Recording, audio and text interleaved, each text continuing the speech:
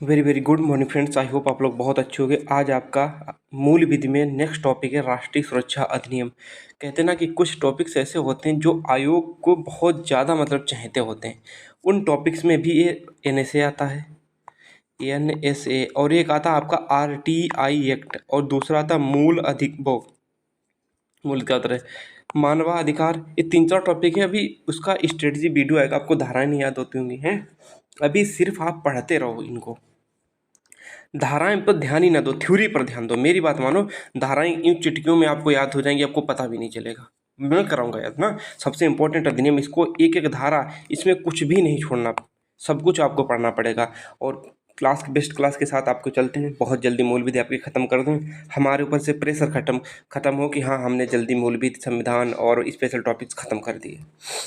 जब आप इन क्लासेस को लेकर सिलेक्शन लोगे तो बहुत याद करोगे, आप बहुत याद करोगे, थोड़ा बहुत नहीं बहुत ज़्यादा याद किया करोगे कि हाँ कि कोई था जो हमें अच्छे से पढ़ाया था। और कंटेंट के साथ कभी समझौता नहीं, बहुत मेहनत लगती है। पहले हाथों से लिखो, फिर टाइप कराओ, तब जाके कंटेंट तैयार होता है।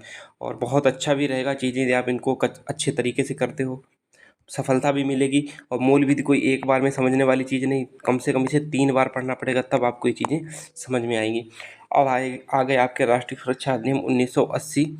और ये राष्ट्रीय सुरक्षा अधिनियम क्या था, देखो इंपॉर्टेंट पहली 3 लाइन है, इनको मोस्ट इंपॉर्टेंट है, इतनी बार पूछी जा चुकी है, इसलिए मैंने इनको स्टार्टिंग में लिख दिया। बाकी आपका जो बही खाता है वो तो हम आगे तैयार ही करेंगे। राष्ट्रीय सुरक्षा अधिनियम, राष्ट्रीय सुरक्षा अधिनियम के तहत गठित सलाहकार बोर्ड, जो सलाहकार बोर्ड है वो धारा 11 में गठित होता है। अपनाई जाने वाली प्रक्रिया अधिनियम धारा में पाई जाती है, ठीक है। इसको अच्छे से याद रखो, राष्ट्रीय सुरक्षा अधिनियम के तहत गठित सलाहकार बोर्ड द्वारा अपनाई जाने वाली प्रक्रिया धारा 11 में पाई जाती है, ठीक है। अब आते हैं निजी रक्षा का अधिकार आत्म परिरक्षण की प्राकृतिक प्रकृति पर आधारित है। अच्छा, इस वाक्य का मतलब क्या है? इसमें देखो कि निजी रक्षा का अधिकार आत्म परिरक्षण की प्राकृतिक प्रवृत्ति पर आधारित है। एक बात बताओ, जैसे कि आप कोई गर्म तवा है, गर्म तवा जिस पे रोटी बनती है, और वो बहुत गर्म है। यदि आप उस पर बैठ गए बिना आपको ये नहीं पता गर्म या ठंडा है, तो आप इतनी स्पीड से, जितनी स्पीड से जाओगे उतनी स्पीड से ऊपर एकदम से तवे से उठोगे। वो क्या है? एक प्राकृतिक प्रवृत्ति है, तुम चाहकर भी नहीं बैठ सकते।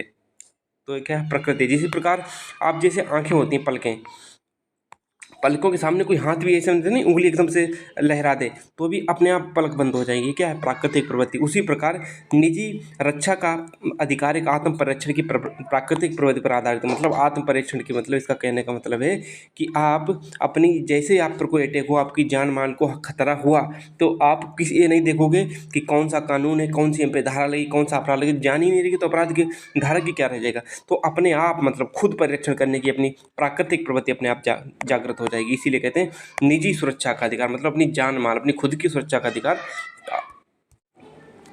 तो आप इसे देख सकते हो, निजी रक्षा का अधिकार आत्म परिरक्षण की प्राकृतिक प्रवृत्ति पर आधारित है। एनएसए नेशनल सिक्योरिटी एक्ट देश की सुरक्षा के लिए सरकार को अधिक शक्ति देने से संबंधित है। एनएसए सरकार को शक्ति देता है। कैसे देता है वो हम आगे चर्चा करेंगे, जरूर करेंगे। यह कानून केंद्र व राज्य सरकार को किसी संदिग्ध नागरिक को बिना आरोप के 1 साल तक जेल में रखा जा सकता है। यदि सरकार को आप पे संदिग्ध हो गया, संदेह हो गया, डाउट हो गया कि यह आदमी देश की खतरा के लिए खतरनाक है, देश की अखंडता के लिए, देश की एकता के लिए, तो आपको बिना जेल वेल बिना बताए आपको सीधे, तो बिना किसी आरोप के आपको 1 साल तक जेल में रखा जा सकता, किससे? एकमात्र संदेह के आधार पर, जिसे एनएसए बोलते हैं। एनएसए एक निवारक निरोध कानून है। निवारक निरोध। अच्छा, निवारक निरोध का मतलब क्या होता है? अब इस चीज़ को देखेगा, ये जो निवारक निरोध कानून है, अच्छा निवारक निरोध का अर्थ क्या होता है? निवारक निरोध का अर्थ ये होता है कि आपको सरकार गिरफ्तार करवा सकती है, इसलिए नहीं कि आपने अपराध किया, कोई अपराध ना किया हो, आपको फिर भी गिरफ्तार करवा सकती है यदि सरकार को लग जाए कि आप देश की अखंडता के लिए खतरनाक हो, आपकी क्रियाकलाप खतरनाक है, आप देश की एकता के लिए तोड़ने के लिए करते हो, देश की सुरक्षा को तोड़ने का काम करते हो, तो वो आपको बिना किसी अपराध के भी गिरफ्तार कर लेगी। यदि या उसे लग जाता है कि आप भविष्य में कोई ऐसा अपराध करोगे कि जिससे देश की अखंडता को टूटने की भय होता है, फ्यूचर में तुम देश को नुकसान पहुंचा सकते हो, ना कि अपने मतलब पास्ट में कोई अपराध किया हो, ये आपको फ्यूचर भविष्य के आधार पर आपको निरोध मतलब रोकेगी, निवारक मतलब उसका निवारण पहले कर लेगी, निरोध मतलब रोकेगी, निवारण मतलब निवारक कर लेगी। ऐसा नहीं कि आप अपराध करो तभी, यदि अपराध भविष्य में कर दो तो उसके आधार पर भी मतलब कि डाउट के आधार पर आपको गिरफ्तार किया जा सकता है। इसका मतलब निवारक निरोध का मतलब यही होता है। ठीक है, अब चलते हैं अपने राष्ट्रपति द्वारा मंजूरी से कब दी गई, 27 सितंबर 1980 को इसको राष्ट्रपति द्वारा मंजूरी दी गई थी। और कुल धाराएं इसमें कितनी, 18 धाराएं। अधिनियम लागू कब होता, 27 दिसंबर 1980 को। इसमें अध्याय 0 हैं, अध्याय पूछे गए थे इसमें कितने अध्याय हैं, तो आपको अध्याय 0 बताने पड़ेंगे। ठीक है, अब आगे देखिए, यह किसी व्यक्ति को भारत की रक्षा, विदेशी व्यक्तियों के साथ भारत के संबंधों, भारत की सुरक्षा व उससे जुड़े मामलों के लिए किसी भी तरह से यहाँ पे पूरी नहीं लिखा है, यहाँ पे पूरी का कोई मतलब नहीं है। किसी भी तरह से प्रतिकूल कार्य करने की दृष्टि से निवारक निरोध का प्रावधान किया गया। मतलब जो मैं आपको पहले बता चुका हूँ, निवारक निरोध का मतलब यदि आपको भविष्य में सरकार को लगता है कि आप अखंडता के लिए खतरा हो तो आपको गिरफ्तार कर लेगी। एक बात और देखो, एनएसए 1900 के तहत राष्ट्रीय सुरक्षा शब्द में राष्ट्रीय सुरक्षा में क्या क्या आता है, राष्ट्रीय सुरक्षा में हम आगे डिफाइन करेंगे क्या क्या आता है। फिलहाल में राष्ट्रीय सुरक्षा में अंतर्राष्ट्रीय जल विवाद नहीं आता, इसमें कोई राष्ट्रीय सुरक्षा के आपको खतरा नहीं होता है, तो इसमें इस ऑप्शन को तुरंत काट दोगे जब भी कहीं पे दिखे, क्योंकि 2-3 बार पूछा जा चुका। हालांकि कोई कंपलसरी नहीं हर बार यही ऑप्शन आए, लेकिन फिर भी बाई चांस सीधा सीधा अटक जाए तो आप इसको काट दोगे। अंतर्राज्यीय जल विवाद को राष्ट्रीय सुरक्षा शब्द के तहत परिभाषित नहीं किया गया, इसके तहत आता नहीं है। आप देखोगे कि आपकी सार्वजनिक व्यवस्था व राज्य सुरक्षा कारणों में निवारक निरोध व व्यक्तिगत स्वतंत्रता पर प्रतिबंध, ये आपको अनुच्छेद 22 भी इस पे प्रतिबंध लगाता है यदि आप कोई क्रियाकलाप करते हो राज्य के खिलाफ। धारा 1 में हर किसी अधिनियम की धारा 1 में एक ही सब बात लिखी होती, संक्षिप्त नाम व विस्तार इसका कहाँ मिलेगा, पूरे भारत पर। और धारा 2 में हर अधिनियम में धारा 2 में परिभाषाएं आपको मिलेंगी। ठीक है, अब आगे धारा 2A में क्या है, समुचित सरकार। जहाँ पूरे अधिनियम में कहीं भी यदि शब्द समुचित सरकार आता है तो उस समुचित सरकार का मतलब होगा कि केंद्र व राज्य सरकार, दो सरकारों से लिया जाएगा। और यूनियन टेरिटरी में जो उसका प्रशासक होगा उसे माना जाएगा, जो यूनियन टेरिटरी में केंद्र शासित प्रदेश में। अब धारा 2D में व्यक्ति की बात कही, और यदि कहीं पे इस अधिनियम में व्यक्ति शब्द यूज होता है, उस व्यक्ति में भारतीय और विदेशी दोनों व्यक्ति आ जाएंगे। इसमें ऐसा नहीं खाली खाली भारतीय हैं, दोनों व्यक्ति आ जाएंगे। धारा 3 क्या कहती है, इसको ध्यान से पढ़िएगा। धारा 3 कहती है कुछ व्यक्तियों को निरुद्ध करने, निरुद्ध मतलब रोकने, निरुद्ध मतलब निरोध मतलब रोकने, निरोध का मतलब भी तो रोकने होता है। तो कुछ व्यक्तियों को निरोध करने का आदेश करने की शक्ति है किसी व्यक्ति के संबंध में समुचित सरकार को यह लगता है कि व्यक्ति भारत की सुरक्षा, अखंडता, भारत के विदेशी सरकारों के संबंधों पर या किसी विदेशी व्यक्ति के संबंध से पता चलता है। भाई विदेशी व्यक्ति भी तो गिरफ्तार किया जा सकता है। विदेशी व्यक्तियों के संबंध से पता चलता है कि उसके भारत में रहने से देश की अखंडता पर प्रतिकूल प्रभाव पड़ता है तो उसे निरुद्ध किया जा सकता है। जैसे कोई पाकिस्तानी आ गया, पाकिस्तानी हमारे लिए विदेशी ही तो है। अब कोई पाकिस्तानी आ गया, उससे ऐसा लगने लगा कि हमारे देश के लिए खतरा है तो उसे तुरंत 1 साल के लिए जेल में डाल दिया जाएगा। या भारत के ही व्यक्ति को, भारत मतलब व्यक्ति मतलब दोनों व्यक्ति आ गए ना, विदेशी और भारतीय। तो इस बात को आप समझ लो किन किन चीज़ों पर उसे गिरफ्तार किया जा सकता है। भारत की सुरक्षा के लिए खतरा हो, भारत की अखंडता के लिए खतरा हो, अब भारत के विदेशी सरकारों के संबंधों पर, जैसे भारत का संबंध विदेशी सरकार से है और वो आता है जैसे भारत का रूस के साथ बहुत अच्छा संबंध है और आप रूस को दिन रात गाली देते हो एक कम्युनिटी के रूप में और उल्टी सीधे पोस्ट करते हो, और बल्कि रूस और भारत की दोस्ती बहुत अच्छी है, तो फिर क्या होगा, सरकार इस बात पे आपको गिरफ्तार कर लेगी। या किसी विदेशी व्यक्ति के साथ संबंध पता चलता है, या किसी विदेशी व्यक्ति से संबंध पता चलता है कि अच्छा तुम बॉर्डर पे आ जाना, हम वहाँ पे आपको हथकंडा देंगे और तुम उधर से फेंक के मार देना भारत के, मतलब नाम भी नहीं होगा और उधर से काम भी हो जाएगा। तो वो विदेशी व्यक्ति का संबंध क्या, भारत के खतरा के लिए बड़े हानिकारक है, तो उसे निरोध मतलब रोका जा सकता है, उसे गिरफ्तार किया जा सकता है। ठीक है, तो मुझे लगता है बहुत अच्छे से मैंने इस चीज़ को एक्सप्लेन किया है।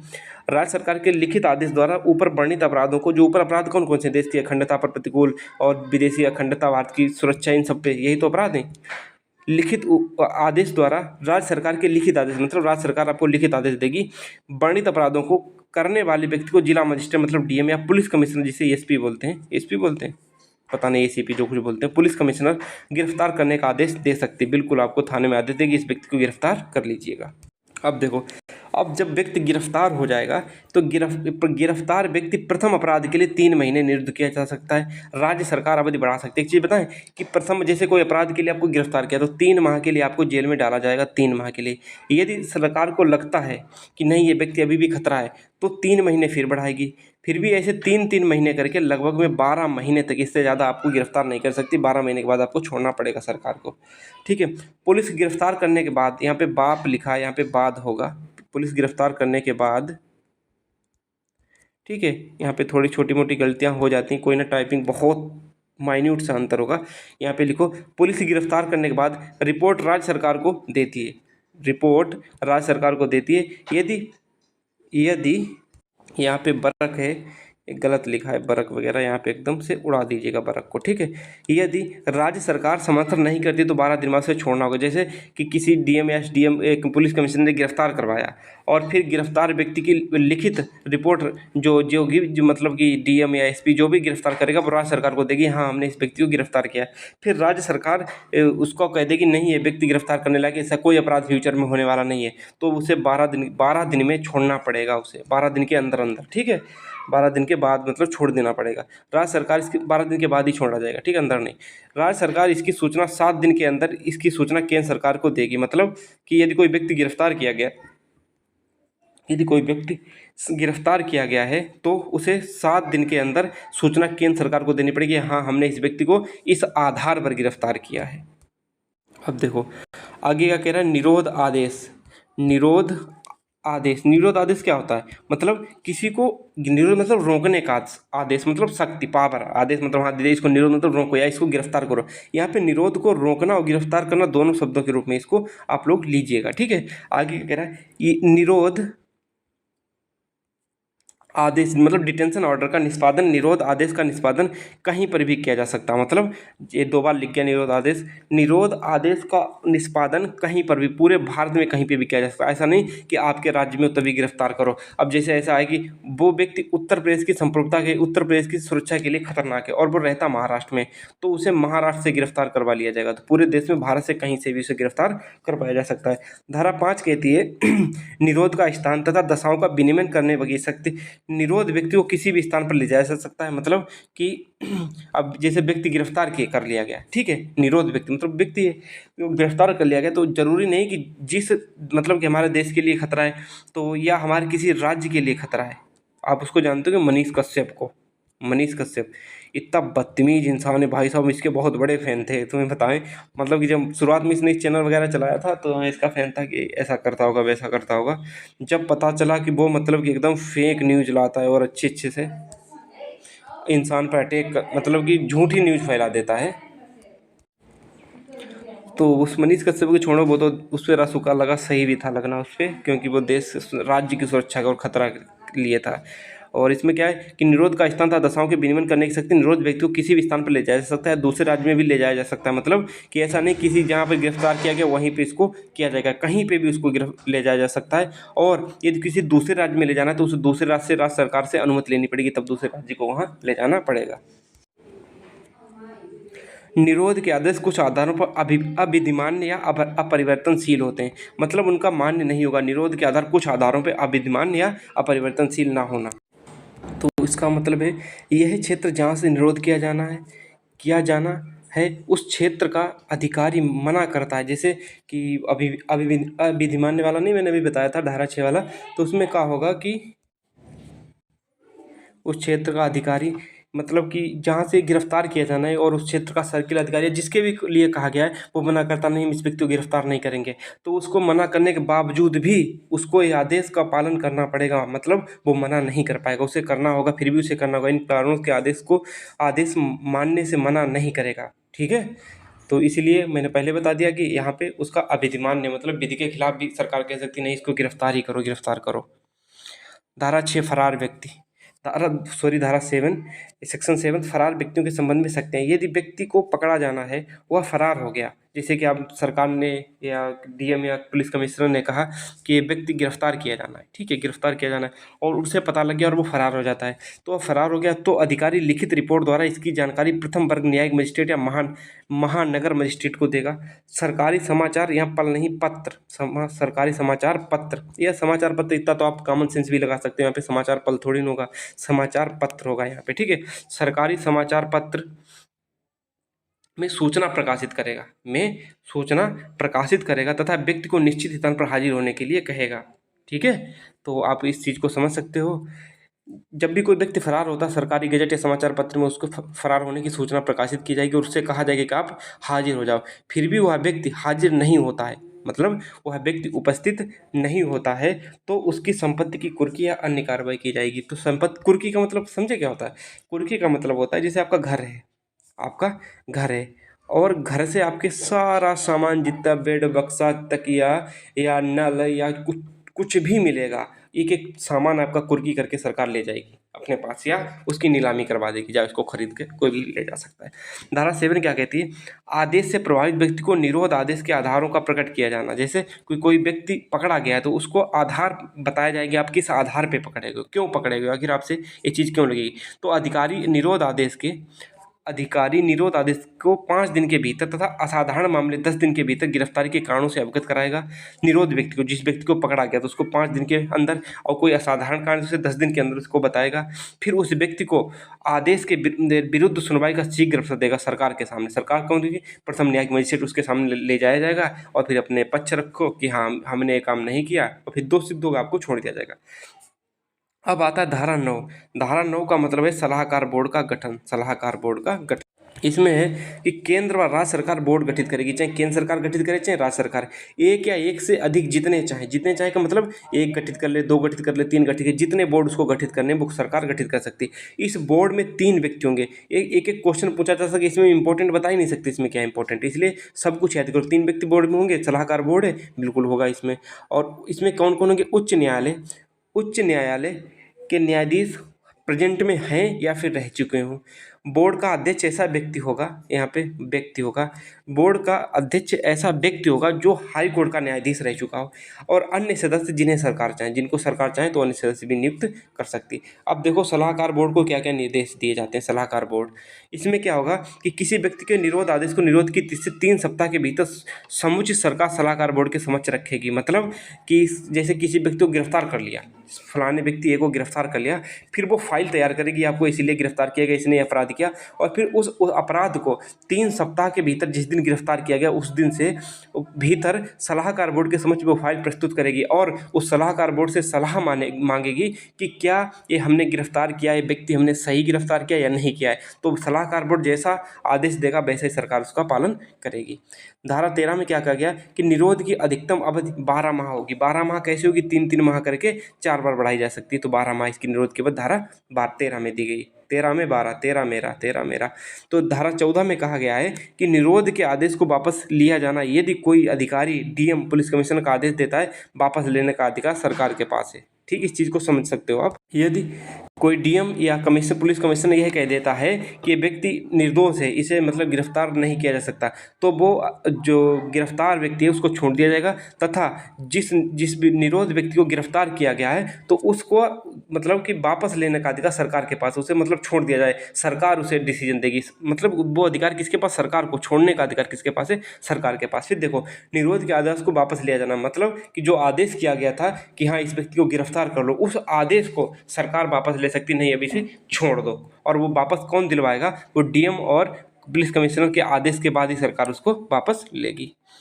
अब धारा 14A क्या कहती है? धारा 14A, सलाहकार बोर्ड की राय के बिना 3 माह से अधिक अवधि के निरोध में रखा जा सकेगा किसी व्यक्ति को। 3 माह से अधिक निरोध के, देखो यहाँ पे है कि सलाहकार बोर्ड की राय के बिना 3 माह से अधिक नहीं, मतलब 3 माह से अधिक नहीं रखा जाएगा निरोध में। जब सलाहकार बोर्ड ने जिसने अपनी सलाह मतलब कि नहीं दी है, यहाँ पे याद रखना, जब भी नोट्स बनाते हो मैं पॉइंट जो कुछ होता है उसमें लिख देता हूँ कि सलाहकार बोर्ड राय के बिना 3 माह से अधिक अवधि के लिए निरोध में व्यक्ति को नहीं रखेगी।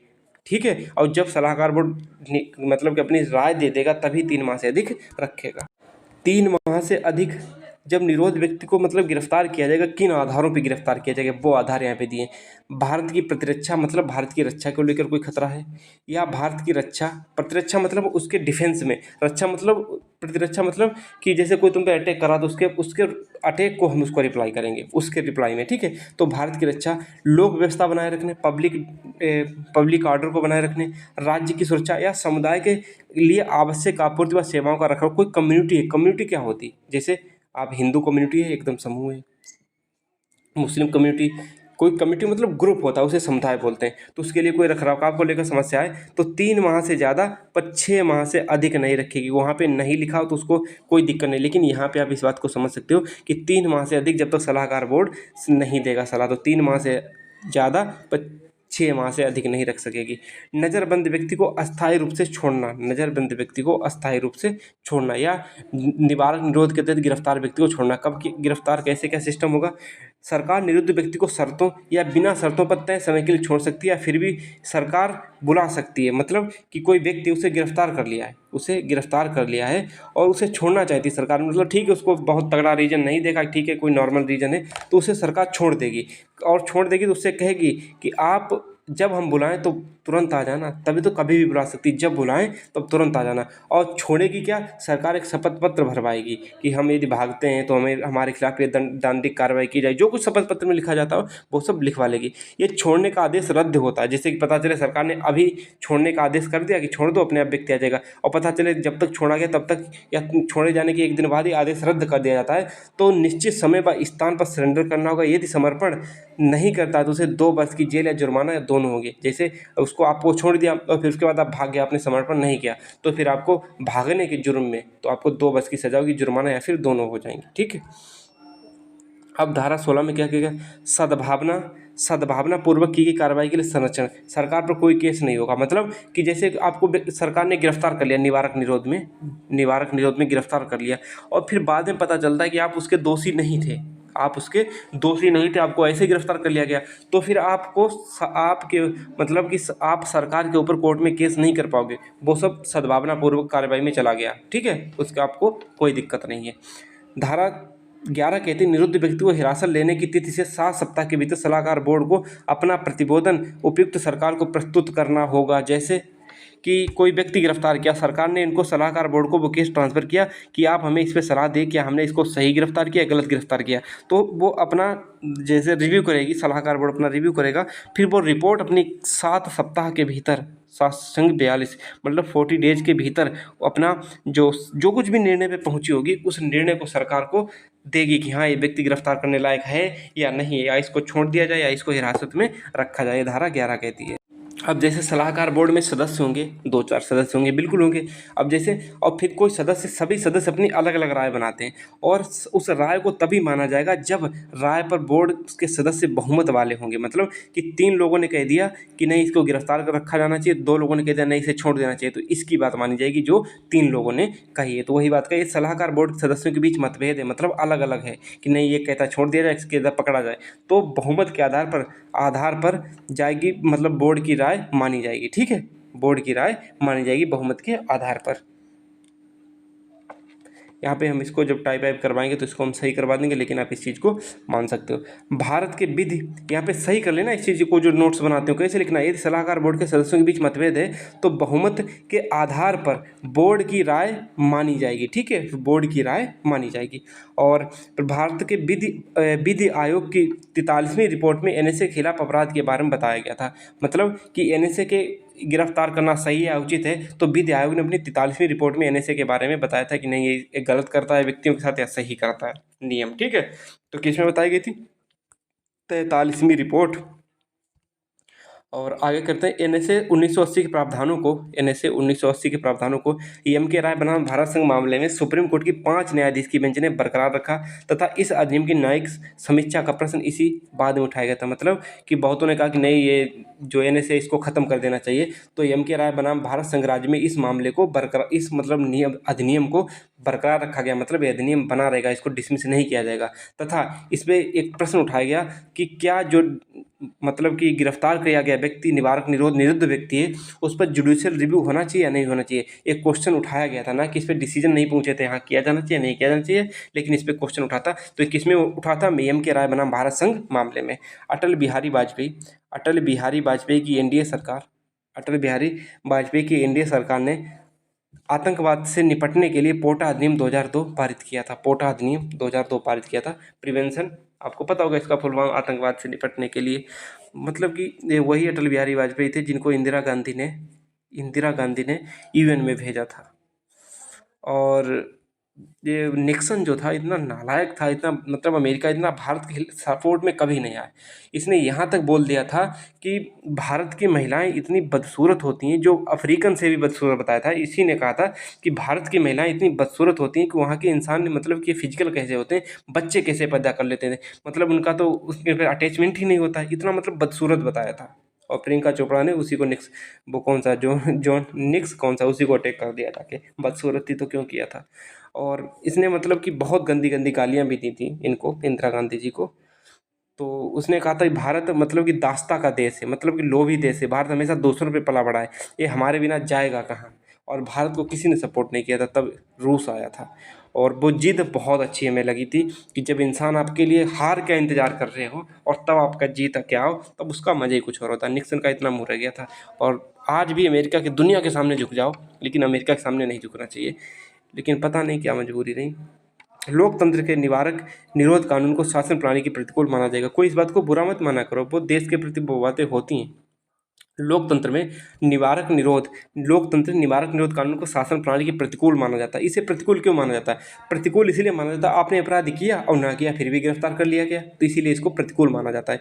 यदि सलाहकार बोर्ड निरुद्ध व्यक्ति के खिलाफ कोई पर्याप्त कारण नहीं है, इसकी सलाह देता है, तो व्यक्ति को तुरंत रिहा करना होगा और आदेश निरस्त कर दिया जाएगा। जैसे सलाहकार बोर्ड ने कहा कि इस व्यक्ति के खिलाफ कोई पर्याप्त सबूत नहीं मिलने कि हाँ इसने कुछ ऐसा कार्रवाई में भाग लिया जिससे भारत की रक्षा प्रतिरक्षा और राज्य की रक्षा प्रतिरक्षा के या अखंडता को लेकर कोई मतलब कि अखंडता भारत की टूट रही है, तो उसको लेकर कोई ऐसा साक्ष्य नहीं मिला या कोई ऐसा एविडेंस नहीं मिला है, तो उस व्यक्ति को तुरंत रिहा कर दिया जाएगा तथा उस आदेश को निरस्त कर दिया जाएगा जिस आदेश के तहत व्यक्ति को गिरफ्तार किया गया था। आज आपका एनएसए एक्ट 1980 का द एंड कर दिया।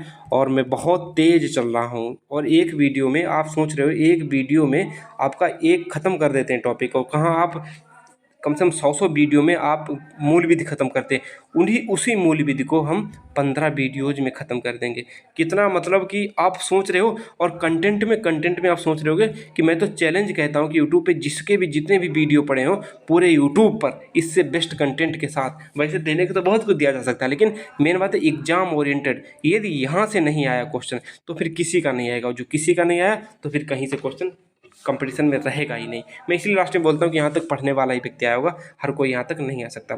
Bye bye, love you all, मिलते हैं नेक्स्ट वीडियो में, और अच्छे से अपनी पढ़ाई करते रहिएगा। मैं आपकी मूल विधि बहुत जल्दी ख़त्म कर दूँगा, हमारे ऊपर से वर्डन हटे, और फिर मूल विधि के रटाएंगे, तैयारी करवाएंगे मूल विधि को कैसे तैयार किया जा सकता है। ठीक है, bye bye, love you all.